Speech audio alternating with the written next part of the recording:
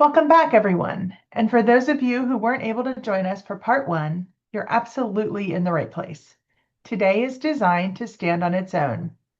We're doing this one a bit more workshop style, so we will actually show you how to use AI, how to see it in action. In our first session, we focused on what AI is and how to think about it from a leadership perspective. But today we're going to shift gears a little bit. The session is about how to actually use AI in your business using large language model apps and prompts. No theory, no hype. We're going to show you real prompts, real outputs, and how tools like ChatGPT, Claude, and Microsoft Copilot are being used in day-to-day business scenarios. And in many cases, especially with Copilot, these capabilities are already built in to tools your team is using every day, like Teams, Outlook, and Word. You may already be paying for these without fully knowing what they are or how to use them. I'm going to hand it off to Sayori to walk us through how this actually works in practice. Okay, so you're going to hear me use a few terms throughout this webinar today that I wanted to make sure that we got defined for you before we really get started. The first one we're going to talk about is prompt. Prompt is the instruction or question that you give an AI tool. Think of this as how you ask, not just what you ask. The next one is output. Output is the response or result that AI gives you based on your prompt. This is what actually comes back and what you will review and refine. The next one is AI tool. AI tool is the software you interact with, like ChatGPT or Microsoft Copilot. Some people still think AI is the tool itself, but the tool is just how you access it. The actual intelligence and the AI comes from the system and the data that is behind it. So now that the foundation is laid, let me explain how we actually use it. Today, we are going to walk you through our go-to prompt sheet. It is a document that we use as a template for AI, and today I'm going to be sharing it with you all. We are going to demonstrate how each prompt works and who can benefit from it the most. Don't worry about taking notes because you will each receive a copy in a follow-up email. Make sure you take a look at the prompt sheet from the email because there will actually be 2 bonus prompts included on it that we're not going to go over today. Before we jump into the examples, I want to quickly show you how to use these prompts. This is the biggest mistake we see that people make. They open an AI tool and just start typing vague instructions. The difference between AI being impressive and AI being useful is the structure. So here's the process. You open your AI tool, you copy the prompt from our sheet, you replace the bracketed fields with your real information, and then you review and refine the output to perfect it. The most important thing here is that AI drafts and you actually decide. Always make sure that you review anything before it goes to a client or drives a decision. Okay, now instead of talking about AI, we're going to actually use it. What we're going to show you today are not just cool tricks. These are real, actual workflows that businesses are using right now to save time, improve decision making, and reduce friction across teams. As we go through each one today, I want you thinking, where could I use this in my organization today? So I'm going to go ahead and get that pulled up for us. Okay. So today we are going to be going over 4 prompts of the 6 that are going to be on our go-to AI prompt sheet. For these prompts, I am going to be using ChatGPT since that is my preferred AI, but all of these can be used with any AI tool. We're going to start with one of the most immediate pain points we hear from leadership teams: information overload. That's long threads, long reports, vendor proposals, internal updates. The reality is, we know that most leaders don't need more information. What they actually need is faster clarity. So, this is a prompt that asks for a summary based off of a pasted document.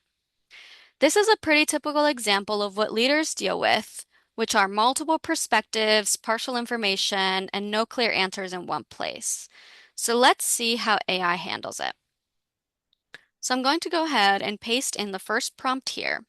As you can see, I'm asking the AI to be a sharp executive assistant. I'm asking for a concise briefing on the following document or content, which will be pasted here in the brackets. I'm asking for a three-sentence summary of what it is about, 3 to 5 most important points that I need to know, any decisions, risks, or action items that I need to look at, and then one question I should be asking that isn't addressed there. So I'm going to go ahead and copy and paste my email thread. So just put it in right here, and we're going to send it through.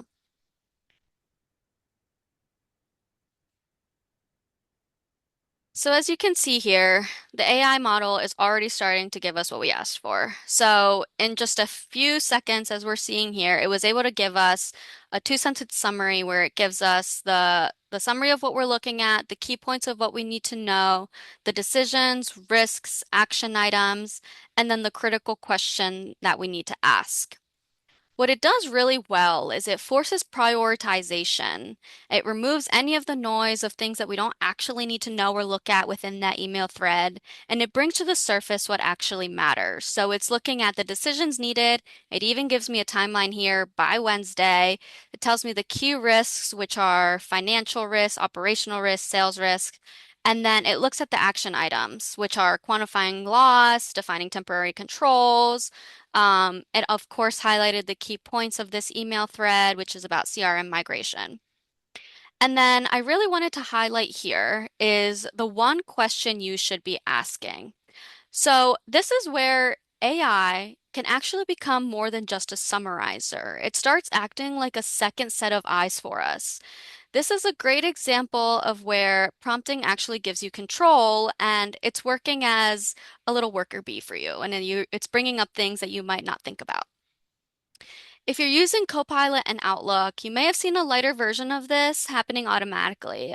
Copilot's able to summarize long email threads and highlight key points for you. However, the difference with Copilot is that it is a quick, built-in summary, whereas prompts like this are a deeper, more structured analysis where you have control over what you're asking for and what you're getting. And this is where we see immediate ROI at the leadership level. It's not just about replacing thinking, it's about improving the inputs into your thinking. And remember, this is business intelligence. Better inputs are going to yield better decisions. And speaking of decision making, the next prompt we are going to look at is about decisions.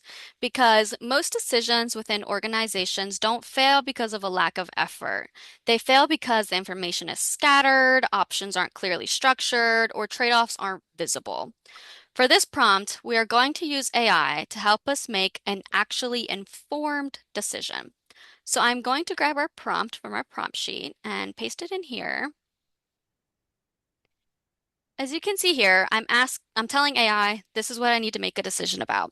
Present this as a structured options memo with the following format.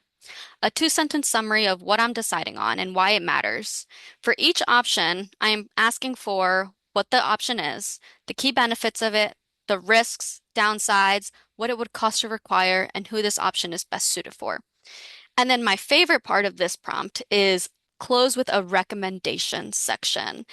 The strongest path forward and the main reason why. This is the most powerful part of this prompt, in my opinion.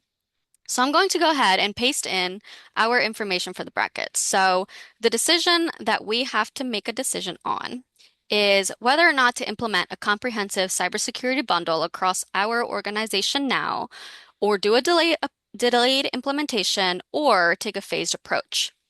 So I'm also going to copy in what our context and constraints are, which is our company size, our industry, our budget, and any other relevant factors. So we're looking at a company size of about 85 employees across two locations. Our current IT setup is very basic, antivirus, firewall, Microsoft 365. The most recent concerns, which is the context that we need here, is that there was an increase in phishing attempts and one minor security incident in the past 6 months. So I'm going to go ahead and send this through and see what AI can help us with.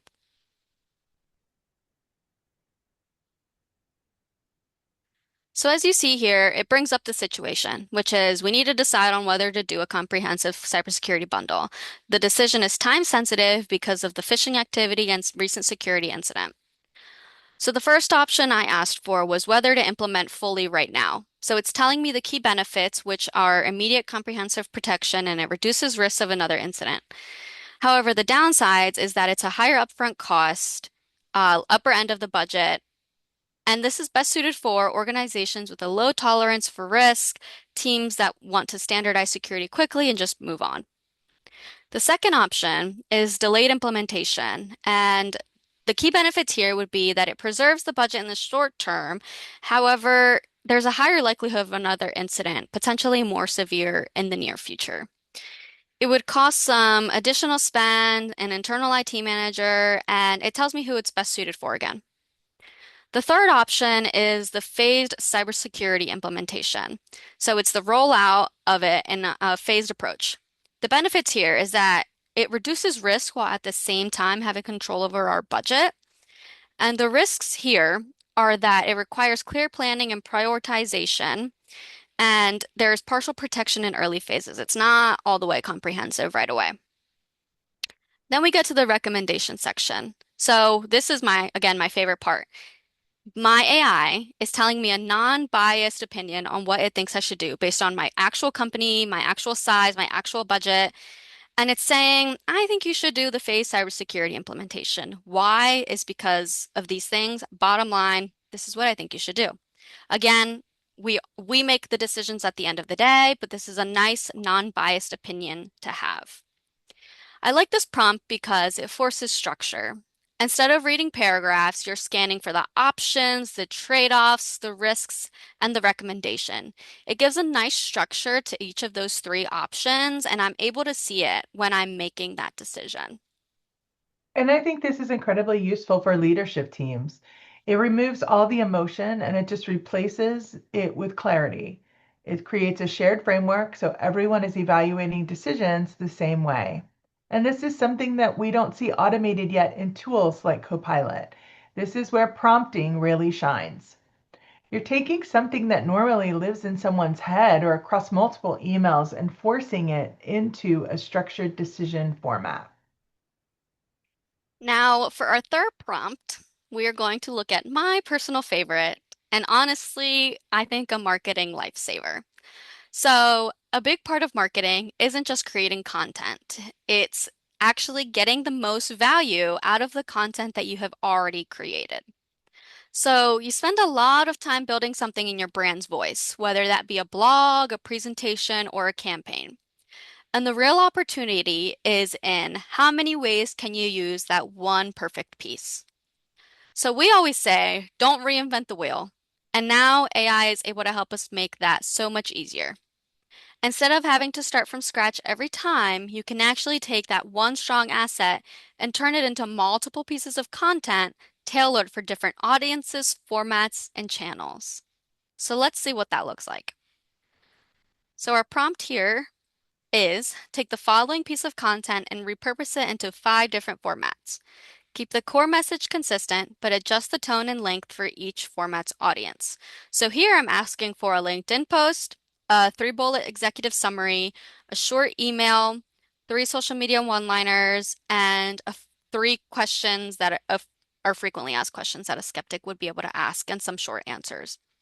So for our perfect piece of content, I am going to go to our blog and just grab the most recent blog that we did, which was Beyond the Firewall, Why You Need to Look Out for Charity Scams.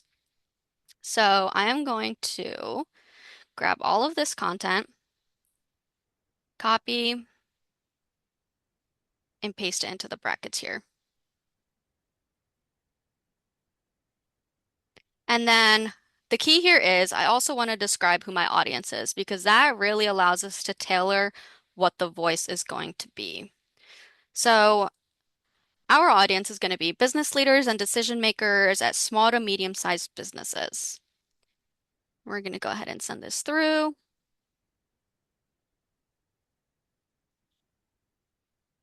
Okay. And it's bringing out our 5 repurposed formats. So the first one that we asked for was a LinkedIn post. 150 to 200 words, which is the parameter that I set. I'm able to easily and quickly copy and paste this into our social media aggregator. And within seconds, 2 minutes, I have a social media post that can go out and promote our blog. Then we have our executive summary. This gives us 3 bullets. It looks at the threat shift, the business impact, the action required, whether this is a tool that you want to send out to your executives or this is some summary that you would like to arm your sales team with. This is really valuable information and kind of the important stuff out of the blog. And then we have our short email. We have our subject line. We can quickly copy and paste into our subject. And then we have the email right here. Copy paste, you replace the brackets, and your sales team has an email to promote your blog within 5 minutes.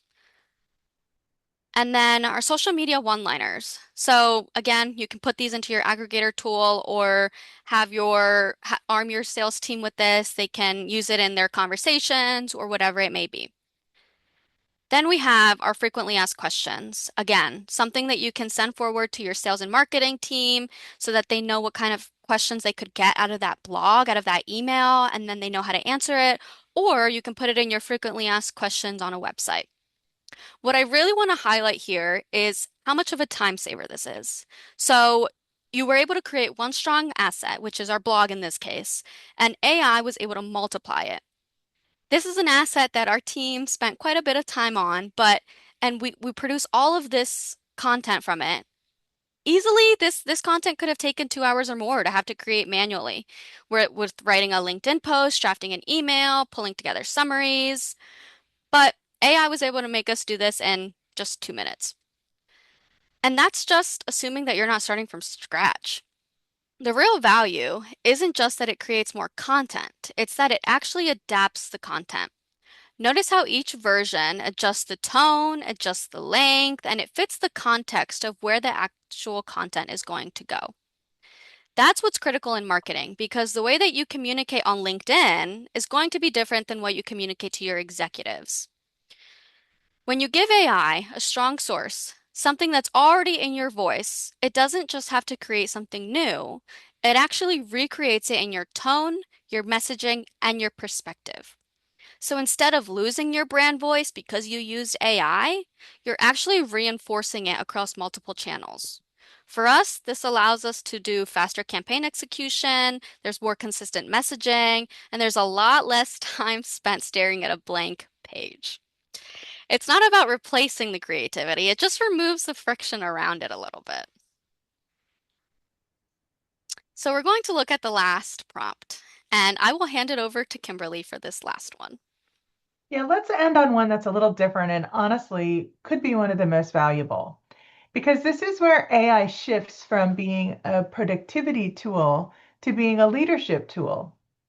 Most of the prompts we've shown you so far help you move faster, write quicker, summarize better, stay more organized. This one actually can help you think better. One of the biggest challenges that leaders face isn't lack of information, it's the blind spots. Every decision we make is shaped by assumptions, limited perspectives, and time, the pressure of time. Usually, we don't find the gaps in our thinking until someone else points them out.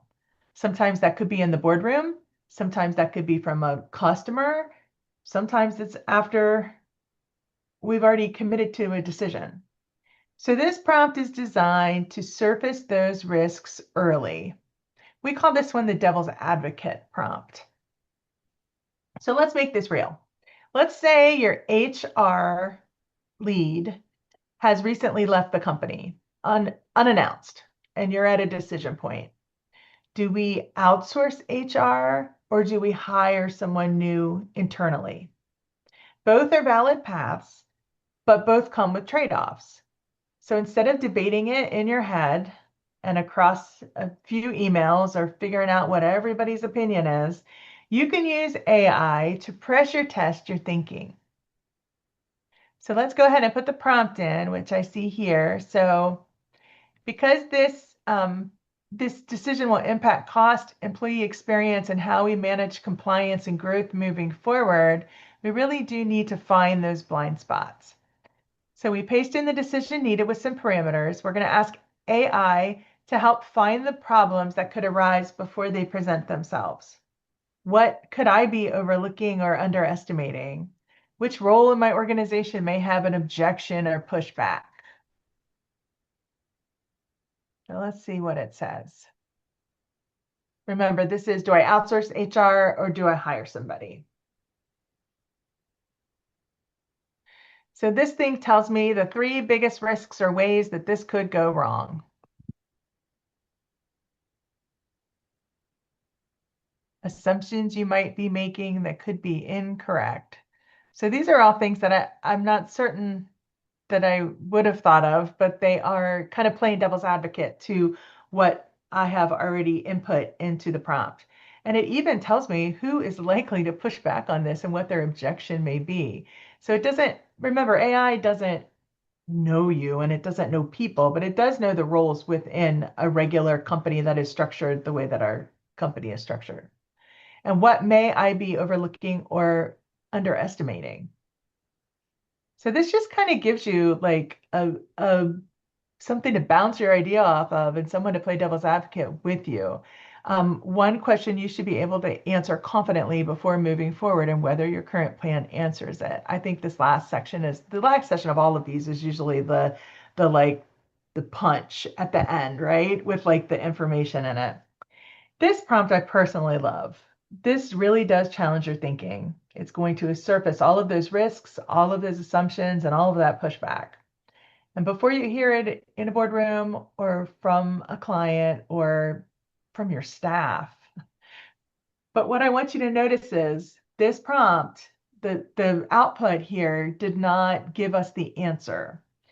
It just gave us a better understanding of the problem. It's helping us to see where this could break, who might push back, and what questions you need to be ready to answer. And what's really powerful here is it's not about actually replacing your judgment, it's stress testing it.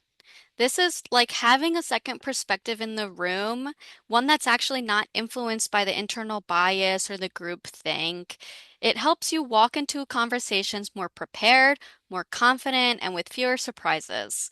And at the leadership level, that's where the real value shows up because you never want to be blindsided when it comes to these kinds of things. So, across all of these examples, there's a pattern. AI is not doing the job for you. It's structuring your thinking, it's reducing friction, and it's accelerating that first draft. And a quick note on tools. We use ChatGPT today to show you the um, incredible things that the AI can do, but you don't need 10 new platforms. You likely already have access to AI through Microsoft Copilot, Google's Gemini, Google Workspace, or tools embedded in your existing stack. So the key is not the tool. The key is how you use it, what data you allow, and what guardrails you have in place. And this is where the data governance piece that we spoke about last time is really important. Although we do want to be wary about the shadow AI and free tools, because remember, if you're not paying for your tool, you're probably the product. Remember, AI takes information that it gets from all over the place, from people inputting stuff into the tool, and then that is what builds up its knowledge base so that it can crank out these amazing responses to you. So if you're not paying for the tool, then you are the product. So you don't want to paste your company's sensitive information into these kind of tools that are free. So today we've shown you how AI prompting can be used to improve productivity, save time, and support better decision making. And in my quest to get you out of here at 1:30 on the nose, I want to recap the types of prompts that we walked through. We talked about executive briefing, which is turning those long, messy chunks of information into clear, actionable insights. We talked about decision option memos, structuring complex decisions with risks, trade-offs, and recommendations. That fourth prompt was the marketing prompt, the content repurposing, taking one strong asset like a really great blog or something and turning it into a full campaign with social postings and all of the things. And the fourth one we showed was the devil's advocate, which is really challenging your thinking to surface risks and blind spots before they can become problems.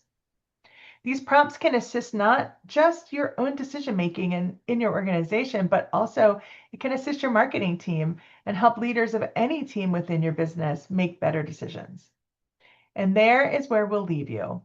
AI is not about replacing your team.